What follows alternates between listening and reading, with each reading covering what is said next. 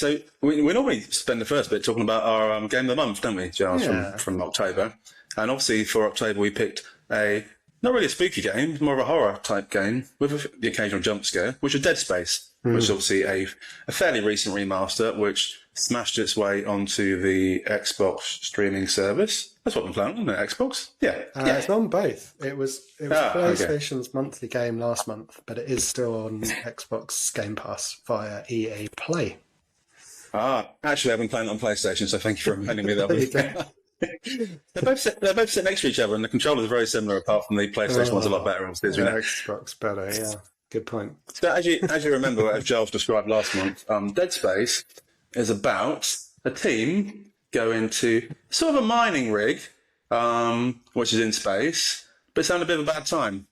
So it's not performing technologically as it was intended. So therefore this team go up to try and fix some bits and make it do things like it should do, like, I don't know, welcome mining ships and stuff. But when they get there, disaster has struck, regrettably. Makes it even more poignant because the main character who you play has a partner on the ship who is part of the medical crew, probably. And he's a bit worried that when he finds that the whole place has been taken over by dodgy aliens and everyone's pretty much dead, that his wife might be one of them. So that's part of the plot. And as we said last month, it's quite scary, but it's also meant to be sort of a psychological mental health thingy for the main character because he's also got that terror and dread that his wife might be a monster that's going to eat him as well. So that's roughly the game. It's on a ship called the Ishimura, roughly pronunciation, and it's an interesting game, isn't it, Giles? What's your initial thoughts been? I've done the intro this time. Let's do it the other way around. Yeah, that was very nice. I think first impression was it looks bloody gorgeous. I mean, it's horrible, obviously, by the time you get to all the, killing and feasting and such. But it looks fantastic. I mean, the lighting looked really good. It's got this real sort of sense of weight. I loved like clomping my way around in my little space suit around the Ishimura, which is sort of, again, in the tradition. I think we talked about this a bit for Still Wakes the Deep, that kind of sense of a place kind of having a personality almost.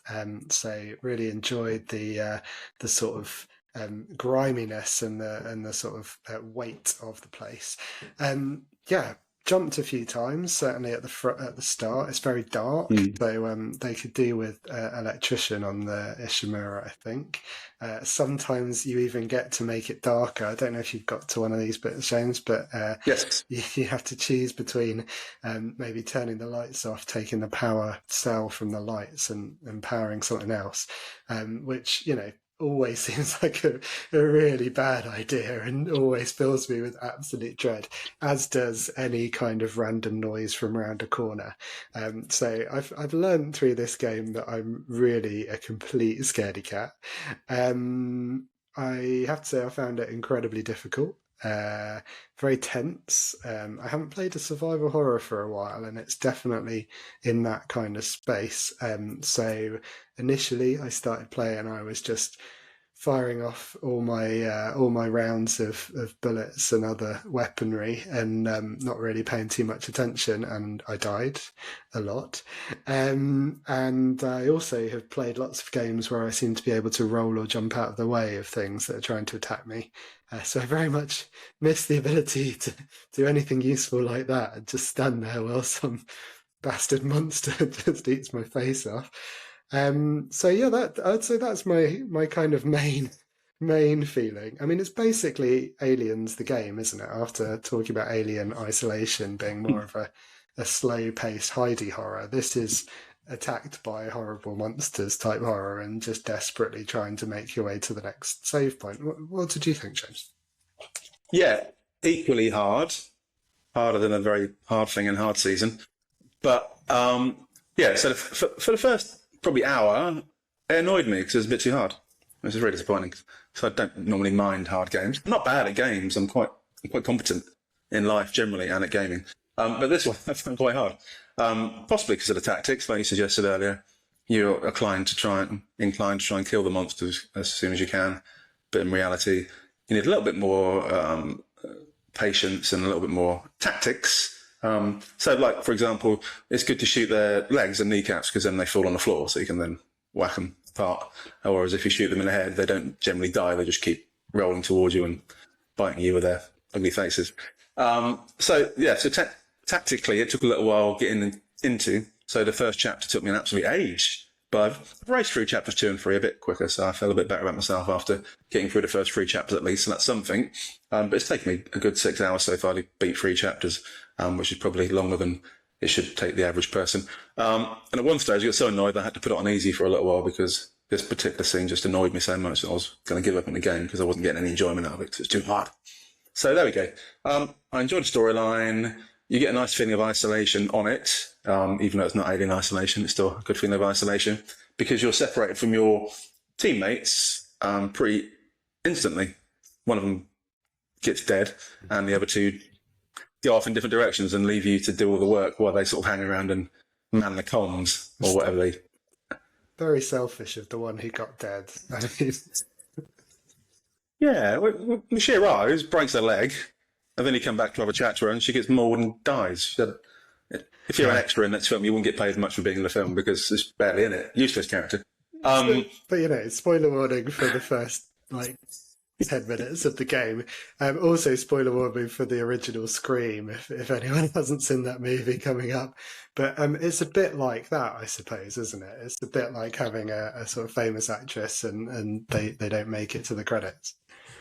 Yeah, so a bit disappointing. But the other 2 crew members so far in the first 3 chapters go off and do their own thing while you are left completely alone, feeling bad and hoping you're not going to run into your dead wife in monster form at some stage, which in the first 3 chapters you don't, which might be a spoiler. Who knows what happens later on.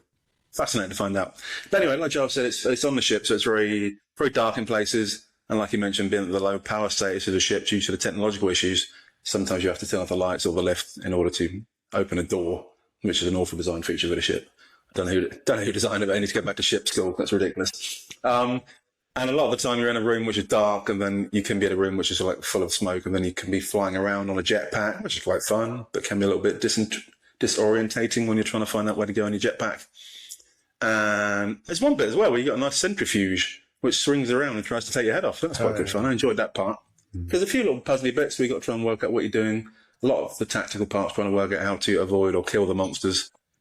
I was hoping you'd be able to avoid the monsters and run, but a lot of the scenes you can't avoid them and run. You have to physically kill them before the next door opens or the next part starts. So it really is do it until it happens. And most of the time, the main tactic is to whack them to death with your weapon. So instead of shooting them, I spend a lot of time just standing there whacking people to death until they fall on the floor and then you stamp on them to get an extra credit or an extra little bit of health pack or whatever else. So a very interesting game. That's very hard. I think I will complete it because it's not annoying me as much as it did at the start because I've got into it now and it's a bit easier now. I've got used to it. But yeah, good game. Quite horrific in parts, quite gory, but entertaining thus far. Yeah, interesting. I was going to ask you if you were going to finish it, so thank you for preempting that.